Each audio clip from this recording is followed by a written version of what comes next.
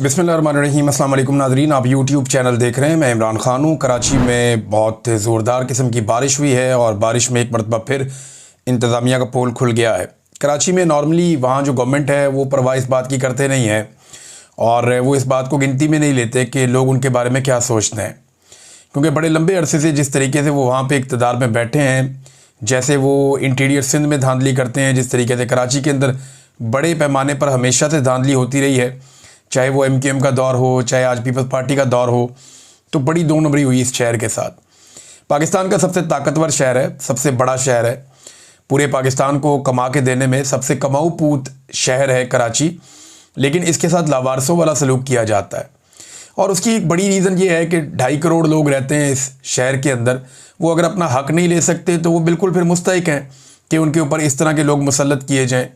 अगर कराची के लोग निकलें और अपना हक़ छीन लें तो फिर उनके साथ ये ज़्यादती नहीं होगी। लेकिन कराची में एक खौफ है, एक परेशानी है, लोग जो हैं वो नफ्सा नफसी के आलम में रहते हैं। कीड़े मकोड़ों से बदतर ज़िंदगी कई इलाकों में लोग गुजार रहे हैं। अभी मलीर के अंदर जो सूरत हाल है, वहाँ पे सैलाब आ चुका है, हर तरफ से पानी आ रहा है, जितनी नदियाँ हैं वो सारी ओवरफ्लो हो रही हैं। एक डैम है ऊपर के एरिया में, वो डैम भी, उसका नाम अभी यहाँ में पढ़ रहा था, हाँ ये डैम है थड्डू डैम, ये ओवरफ्लो हो गया है और एमरजेंसी नाफज कर दी गई है। तो कराची में बैड गवर्नेंस एक के बाद एक मसाइल पैदा करती है और ये अब से नहीं हो रहे, ये हम गुज़िश्ता एक दहाई से देख रहे हैं कि जब भी, बल्कि इससे भी ज़्यादा टाइम हो गया है, 15-1 साल से हम देख रहे हैं, ख़ास तौर पे परवेज़ मुशर्रफ का दौर ख़त्म होने के बाद से, कि कराची शहर में ज़रा बारिश होती है पूरा शहर डूब जाता है और ऐसा लगता है कि प्लानिंग के तहत इस शहर को डुबोया जाता है।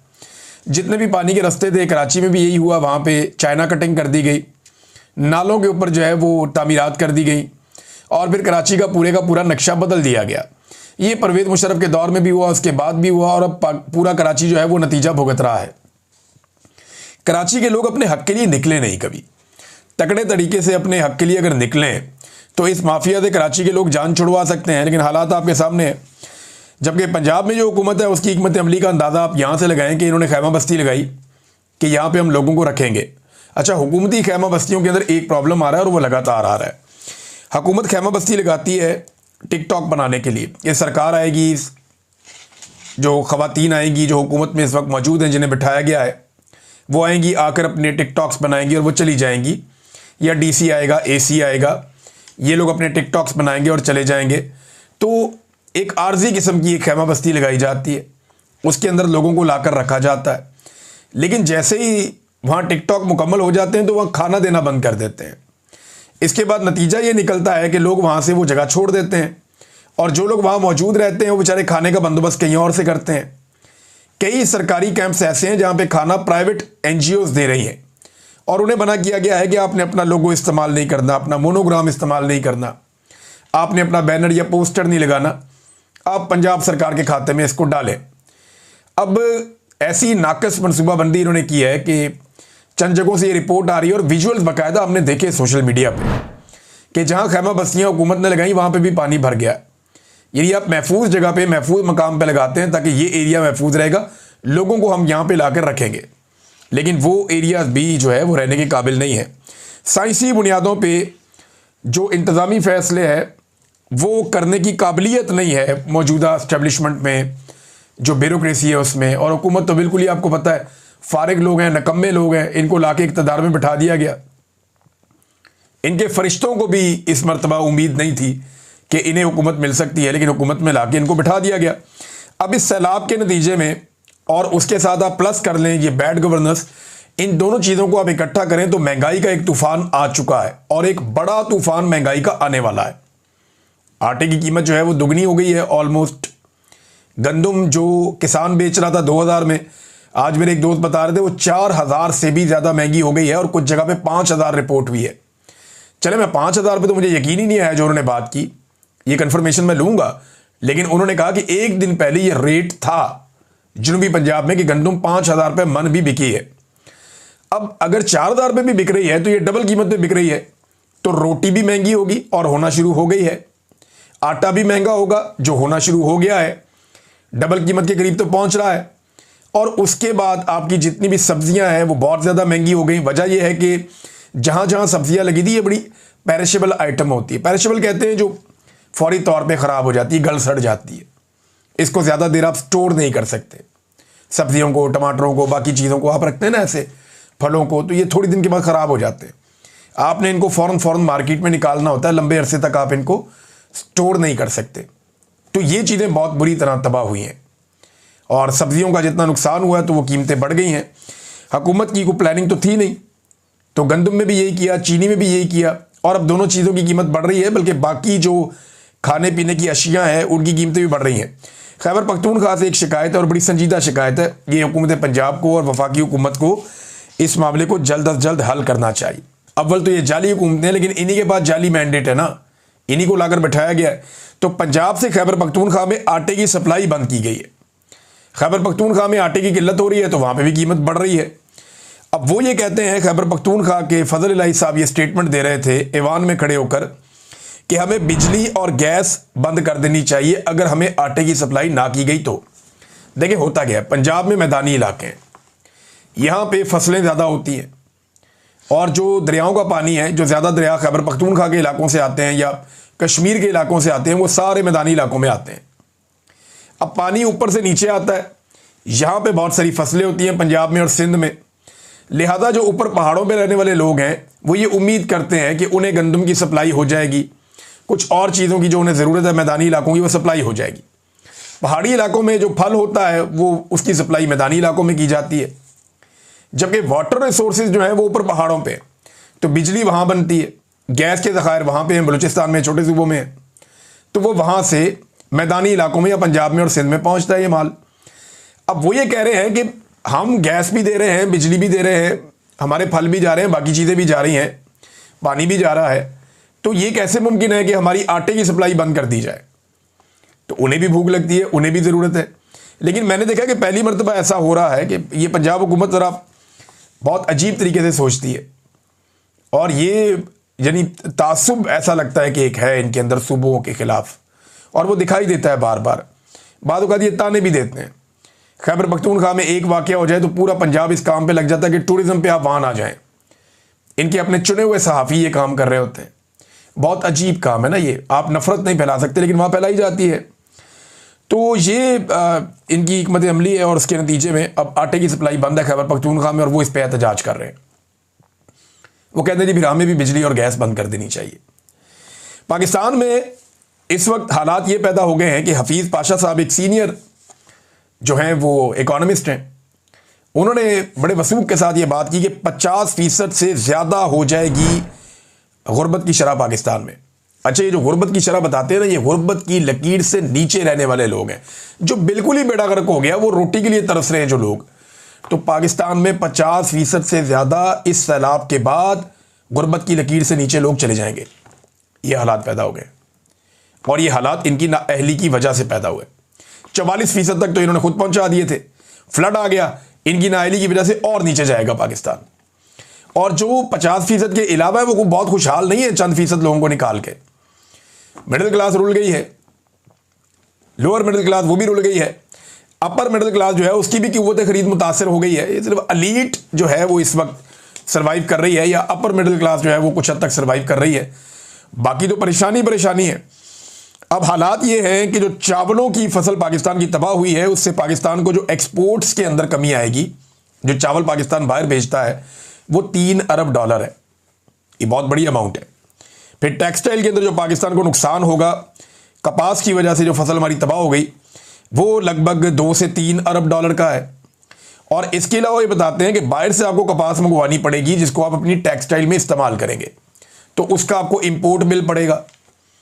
तो ये सारा मिला के कुछ $7 अरब का चावल और कपास में सिर्फ पाकिस्तान को बड़ा नुकसान हो रहा है, जबकि 12.5 करोड़ से ज़ायद की आबादी पाकिस्तान की गुर्बत की लकीर से नीचे जा चुकी होगी आने वाले दिनों में, ये हफीज़ पाशा साहब कह रहे हैं।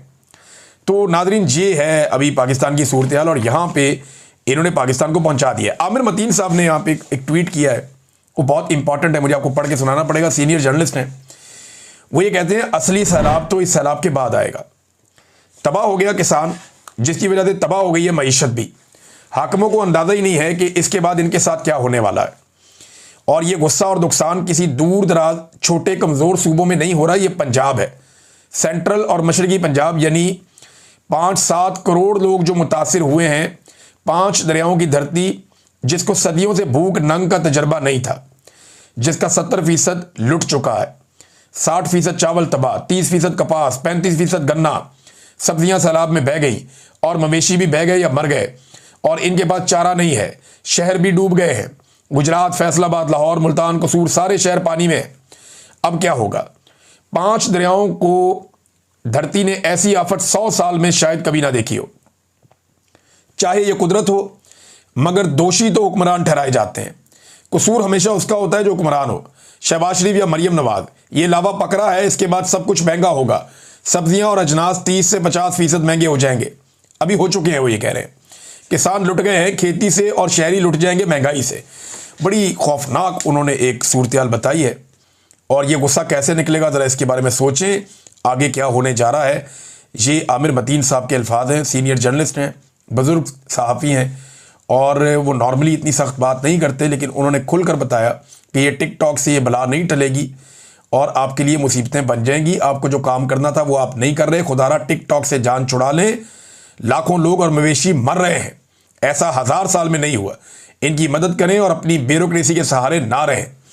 तो ये जनाब आमिर मतीन साहब ने इनको नसीहत की है, लेकिन नसीहत पे ये अमल दरामद तो कम ही करते हैं, क्योंकि मैंडेट नहीं है इनके पास अवाम का, ना ये अवाम के सामने जवाब दें। इमरान खान साहब ने जो ट्वीट किया वो मैं आपके सामने रखता हूँ जेल से, क्योंकि उनकी मुलाकात हुई उनके वकला के साथ। तो वो जो अंदर बातचीत इमरान खान साहब ने की वो बाहर आके रिपोर्ट हुई। अब क्योंकि इमरान खान की बहन नहीं मिली तो आसिम मुनीर का नाम आपको इस ट्वीट में नहीं मिलेगा, मैंने तो अभी नहीं देखा। दुनिया में निज़ाम हुकूमत की बुनियाद इखलाकियात पर होती है, ये इमरान खान साहब कहते हैं, जबकि पाकिस्तान का इखलाकी निज़ाम हर सतह पर मुकम्मल तबाह कर दिया गया है। जमहूरियत का हुस्न भी इखलाकियात है, लेकिन आसिम ला के तहत मौजूदा निज़ाम में इखलाकियात की पस्ती के तमाम रिकॉर्ड टूट चुके हैं। ये नाम आ गया जी आसिम मुनीर साहब का। कुरान पाक में बारहा अमर बिल मारूफ व नही अनिल मुनकर का हुक्म दिया गया है। इस हुक्म की पैरवी करते हुए पूरी कौम का फ़र्ज़ बनता है कि हक़ के साथ और बातिल के खिलाफ डट जाए। मौजूदा निज़ाम जुल्म और इखलाकी गिरावट की वजह जिस डगर पर चल निकला है, इसका खात्मा यकीनन इसी निज़ाम की तबाही पर ही होगा। कौम को पैगाम देना चाहता हूँ कि घबराना नहीं है, फतह आपकी ही होगी। अफ़गानिस्तान ना सिर्फ देरीना साथी है बल्कि बरादर इस्लामी मुल्क है। ऐसे में पूरी कौम और बिलखसूस खैबर पख्तूनख्वा हुकूमत का फ़र्ज़ बनता है कि मुश्किल की इस घड़ी में अफ़गानिस्तान के साथ इजहार यकजहती करें और जिस कदर मुमकिन हो उन्हें इमदाद फराहम करें। अली अमीन को एक मरतबा फिर से हदायत करता हूँ कि खैबर पख्तूनख्वा में अपने ही लोगों के खिलाफ जारी ऑपरेशन के खिलाफ खड़े हों। इस ऑपरेशन को हर हाल में रुकना चाहिए। तारीख से सबक सीखें। सिर्फ बैरूनी कुव्वतों की खुशनुदी के लिए अपने ही लोगों के खिलाफ फौजी ऑपरेशन से हालात बेहतर होने के बजाय मजीद बिगड़ेंगे। मौजूदा सैलाबी सूरत हाल में हमारे बिलियन ट्री मनसूबे की अहमियत और ज़रूरत का एक मरतबा फिर भरपूर अंदाज़ा हो रहा है। तहरीक इंसाफ ने मेरे विजन की रोशनी में बिलियन ट्री सुनामी का आगाज़ किया, जिसको Boris Johnson, world economic forum समेत आलमी सतह पर शानदार पजीराई मिली। खैबर पख्तूनख्वा हुकूमत को हदायत करता हूँ कि 10 बिलियन ट्री मुहिम पर असर नौ तवज्जो मरकूज़ करें। सोशल मीडिया भी इस ज़मन में आगाही मुहिम का आगाज़ करे ताकि दरख्त मौसमियाती तब्दीली के नतीजे में पैदा होने वाली तबाही के खिलाफ ढाल बन सकें। इमरान खान साहब के ट्वीट का दूसरा हिस्सा, तमाम मजहबी तालीमात, मुआशरती इक़दार और इखलाकी ज़ाब्तों के बरखिलाफ जिस तरह मेरी अहलिया पर जुल्म किया जा रहा है वो इंतहाई शर्मनाक है। इन पर यह जबर सिर्फ इसलिए किया जा रहा है ताकि मुझे तोड़ा जा सके। लेकिन मैं बुशरा बीबी को खसूसी खराज तहसीन पेश करता हूँ कि तमाम तर मसाइब और सऊबतें भी उनके अज़म को मुतज़लज़ल नहीं कर सकीं और वो मेरे साथ खड़ी हैं। पाकिस्तान की सियासी तारीख में इस कदर वफाशार खातून की मिसाल नहीं मिलती जो ऐसे जुल्म और जबर के बावजूद डट कर खड़ी हैं। और आखिरी इमरान खान साहब ने जो ट्वीट का हिस्सा है उन्होंने मुराद सईद के बारे में बात की है, बहुत इंपॉर्टेंट। मुराद सईद मेरे वफादार तरीन साथियों में से है और हकीकी आज़ादी की तहरीक का अहम तरीन हिस्सा था, है और रहेगा। इसके बारे में क़यास आराइयाँ बंद होनी चाहिए। वो मेरी हदायत पर ही अंडरग्राउंड है। मुझे बावसूख ज़राए से इतलात मिली थी कि उसकी जान को शदीद ख़तरात हैं। मुझे ये भी इतलात हैं कि इसको अगवा करके तशद्दुद का निशाना बनाकर मेरे खिलाफ बतौर गवाह इस्तेमाल करना चाहते हैं।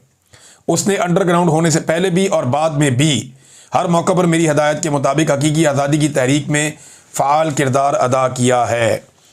ये जनाब इमरान खान साहब ने बात की है मुराद सईद के बारे में। नाज़रीन, अमेरिका में एक डेवलपमेंट है और ये जो विल्सन साहब ने, जो अमेरिका के अंदर जो विल्सन है, ये आप सब इसको जानते हैं, ये रिप्रेजेंटेटिव है हाउस का, जो विल्सन अमेरिका में। और इसने भी ट्वीट किया है कि grateful to share this amendment was made in order by house rules committee this morning free Imran Khan. तो वो कमेटी ने कम से कम उसकी अप्रूवल दे दी है। ये करने क्या जा रहे हैं कि जो भी मामला होंगे पाकिस्तानी और अमरीकी फ़ौज के बीच में, उनमें जो सियासी कैदी हैं उनके बारे में और इमरान खान साहब के बारे में बात ज़रूर की जाएगी। वो ये कह रहे हैं जी कि एक स्ट्रेटजी जो है वो दी जाएगी और ये बनाई जाएगी हिकमत अमली। और इसका लुब्बे लुबाब ये है कि अमेरिकन मिलिट्री टू मिलिट्री जो रिलेशन है पाकिस्तान के साथ, इन मामलात में और दीगर मामलात में इमरान खान का और जो पाकिस्तान में सियासी कैदियों का मामला है ये उठाया जाएगा। ये पाकिस्तान तहरीक इंसाफ की इसको एक कामयाबी के तौर पे आप ले सकते हैं, लेकिन अभी फ़र्क नहीं पड़ेगा। वजह यह है कि अमेरिका के साथ अभी मौजूदा हुकूमत और इस्टेब्लिशमेंट ने एक सोने, तांबे और रेयर अर्थ मिनरल का एक मुआहदा किया है जिससे वो बहुत खुश हैं। और डोनाल्ड ट्रंप फ़िलहाल पाकिस्तान के मौजूदा रजीम को अपने लिए फ़ायदेमंद समझता है। लेकिन याद रखिएगा, इन चीज़ों का इम्पैक्ट आता है, ये लगातार एक ख़तरे के तौर पे मौजूद रहती हैं। वक्त आने पर ये सर पे हथौड़ा बन जाती हैं और अरमानों पर बिजली बनकर गिरती हैं। ये हमने माजी में होता हुआ देखा है और ये अब भी किसी वक्त भी हो जाएगा। तो हुकूमत इससे बेखबर नहीं होगी और ना उन्हें ज़्यादा रिलैक्स रहना चाहिए।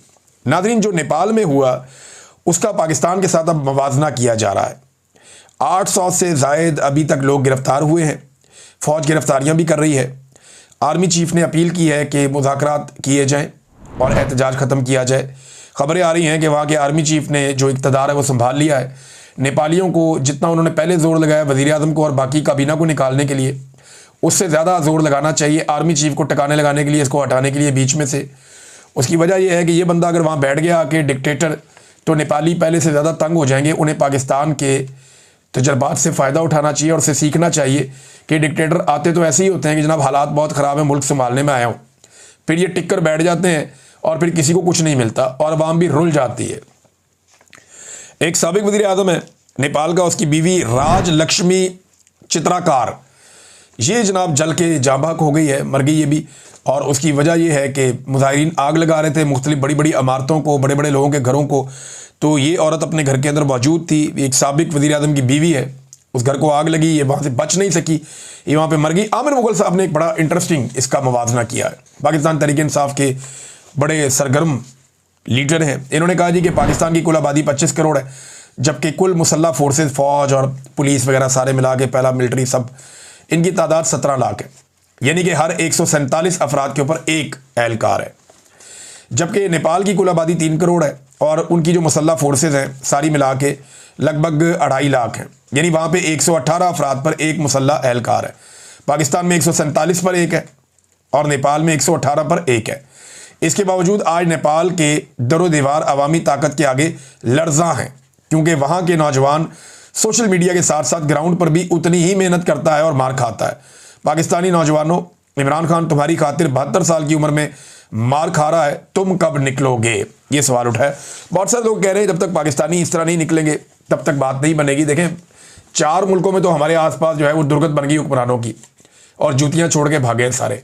श्रीलंका में, बांग्लादेश में, नेपाल में, अफगानिस्तान में, यहाँ तो हो गया मामला। अब मामला पाकिस्तान में कब होगा? देखें, माहौल तो पूरा तैयार है। मिलिट्री एस्टेब्लिशमेंट से लोग शदीद नफरत कर रहे हैं, साथ ही साथ लोग शदीद नफरत कर रहे हैं जो मौजूदा हुक्मरान इस वक्त मौजूद हैं, और हुक्मरानों ने लोगों की ऐसी तैसी फेरने में कोई कसर भी नहीं छोड़ी हुई। तो किस वक्त लोगों का पारा हाई हो जाए इसके बारे में हम कुछ कह नहीं सकते, लेकिन ये होना है अल्टीमेटली, क्योंकि जुल्म बहुत बढ़ गया है। अंदाज़ा करें जो लोग सिर्फ रिपोर्ट करते हैं उनके साथ क्या होता है। शाकिर एवान साहब, ये बड़े अच्छे जर्नलिस्ट हैं, बड़े शानदार जर्नलिस्ट हैं, कोर्ट रिपोर्टिंग करते हैं, सोशल इवेंट्स की रिपोर्टिंग करते हैं, पॉलिटिकल रिपोर्टिंग करते हैं, और इनका अपना एक अंदाज है बात करने का। तो शाकिर एवान साहब जो हैं उनके साथ जुल्म और बर्बरियत की जा रही है। पहले उन्हें नौकरी से निकलवाया गया, उन्हें 2 मरतबा अगवा किया गया, उन्हें बार बार जो है वो हरासा किया गया, और ज़हीम लगारी साहब के साथ भी यही हुआ, दीगर सहाफ़ियों के साथ, शेख आगा सरवर के साथ लाहौर में यही हुआ। अब उनके बैंक अकाउंट, शनाख्ती कार्ड, मोबाइल अकाउंट ये सारे ब्लॉक कर दिए गए। आप अंदाज़ा करें कैसा जालिम रजीम है ये, कि आप अगर हुक्मरानों की करप्शन को, बेईमानी को और 2 नंबरियों को एक्सपोज करेंगे तो इसके नतीजे में रोज़ी रोटी बंद कर दी जाएगी। और यही सारा कुछ इन बाकी मुल्कों में हो रहा था। फिर देखा ना अवाम ने कैसे लितरॉल की है। तो मुझे लगता है पाकिस्तान में भी एस्टेब्लिशमेंट और हुकूमत की इसी तरह की दुर्गत बनेगी जिस दिन अवाम खड़े हो जाएंगे, और एक दिन खड़े हो जाएंगे। इसमें देर सवेर हो सकती है, लेकिन अल्टीमेटली ये होना है। पाकिस्तान तहरीक इंसाफ के लीडरों को दोबारा सजाएं सुनाई जा रही हैं। शाह मोहम्मद कुरैशी साहब बरी हुए हैं। एक और चीज़, आपके जज साहब के स्क्वाड की गाड़ी को आग लगा दी थी। सारा कुछ पाकिस्तान तहरीक इंसाफ पे डाल रहे हैं, और उन्हीं लीडरों पे डाल रहे हैं जिन पे पहले बहुत सारे मुकदमों में सजाएं उनको दी गई हैं। यहाँ दोबारा से महमूद रशीद साहब, यास्मीन राशिद साहबा, एजाज चौधरी साहब, उमर चीमा साहब और बाकी लोग, खदीजा शाह को 5 साल सज़ा सुना दी गई। वो खातून बेचारी, वो उनको फिर 5 साल सज़ा हो गई, 10-10 साल बाकियों को सज़ा हो गई। शाह मोहम्मद कुरैशी साहब और कुछ लोग जो हैं वहाँ पे बरी हुए हैं। तो ये है नादरीन यहाँ की सूरत हाल। एक खबर और है नादरीन, और ये बड़ी इंपॉर्टेंट खबर है। मैं चाहूँगा इस पर डिटेल में हम बात करें, लेकिन मैं 2 खबरें आपके सामने रख चाहता हूँ, बाद में इस पर बात करेंगे। एक तो पाकिस्तान में जो मंशियात की पैदावार है ये बहुत बढ़ गई है, आलमी सतह पे इस पर बात होना शुरू हो गई। दूसरा, पाकिस्तान के जो अवाम है उनकी जासूसी की जा रही है, और बड़े पैमाने पर की जा रही है, और डाटा चोरी की वारदातें हो रही हैं। अब इसके ऊपर लोगों की आंखों में धूल झोंकने के लिए एक नोटिस तो लिया गया है, लेकिन ये पाकिस्तान में खेल क्यों खेला जा रहा है और हम सारे कैसे पाकिस्तान में गैर महफूज है, ये चीज़ें मैं आपको बताऊंगा नेक्स्ट किसी वीलॉग में। राणा सनाउल्लाह साहब ने एक बयान दिया, पीटीआई का सियासी कैरियर ख़त्म हो गया, लेकिन आप देखिएगा कल राणा सनाउल्लाह साहब दोबारा पाकिस्तान तहरीक इंसाफ पे और इमरान खान साहब पे बयान देंगे। करियर ख़त्म हो गया तो बस करें ना, लेकिन आप देखिएगा करियर ख़त्म नहीं हुआ, बार बार उनको स्टेटमेंट इन्हीं पे देना पड़ेगा। अब तक के लिए इतनी, अपना ख्याल रखिएगा, अपने चैनल का भी। अल्लाह हाफ़िज़।